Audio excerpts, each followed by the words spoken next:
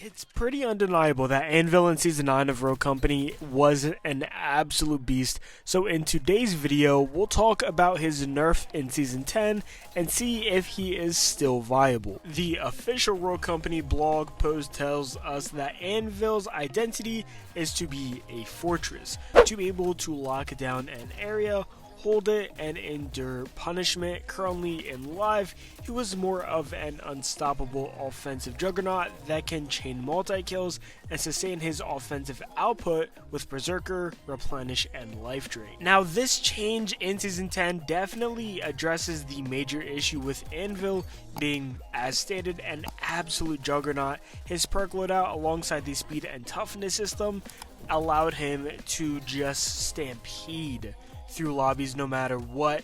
I mean, if you were in Strikeout, 6v6 CDM, quick play, demo, whatever, he was almost a guaranteed pick in every mode. You always saw him in a game, and if not, every other game. One of the main reasons for this was his livability or survivability.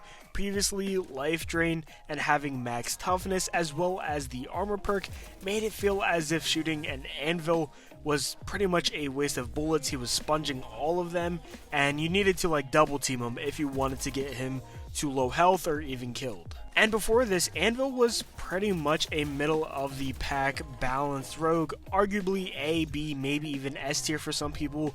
So to bring him back down to this, the changes brought to him in this season were Rare Berserker replaced with Rare Shredder rounds, his Epic Life Drain replaced with Epic Bounce Back, Epic Replenish was replaced with Epic Recharge, and then obviously, as we all know by now, Speed and Toughness was removed, and that is a huge nerf to Anvil because he did have max toughness. Anvil no longer having the Berserker or Replenish perks definitely slows him down a bit, and even may have you thinking about ammo conservation because you're not reloading your weapon on every down, and even while you're reloading you can't be able to sprint to safety like before. And then replacing his Life Drain with Bounce Back helps with his survivability, but it's obvious Life Drain is still the better perk.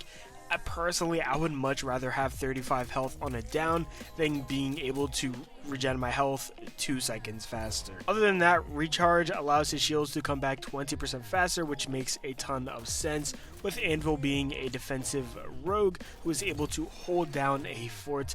And then Rare Shredder rounds increases firearm damage dealt to armor targets and deployables by 15%, which also helps him on the offensive end and with his firepower. So in a sense, I feel like this update definitely brought Anvil down a notch. He's still that defensive juggernaut rogue we've always known him to be in previous seasons, all the way back until like closed beta, alpha, but in the few previous seasons, they went a little overboard with him, and this season obviously aims to not nerf him into the ground, but definitely take him down a little. With perks like Epic Energize, Epic Bounce Back, Legendary Armor, and even Legendary Bulletproof, I can see him continuing to be a beast in one life modes like Demolition, and from the beginning of this game up until now, I feel like that's always where a rogue like Anvil will shine.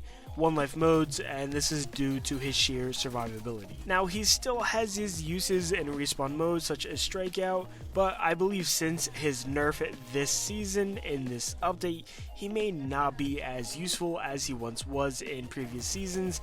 Instead of him being your main kill leader in most matches, you may see him going back to be his defensive kind of person.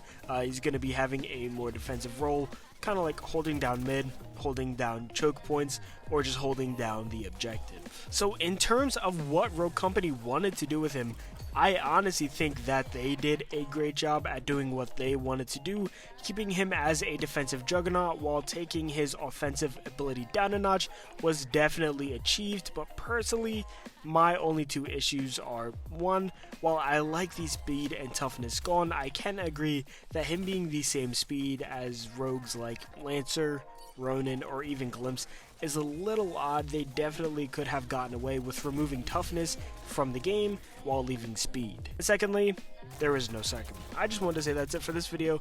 Like and subscribe if you want more informational Rogue Company content like this, and hope you enjoyed the background Anvil gameplay, and I'll see you all in the next one.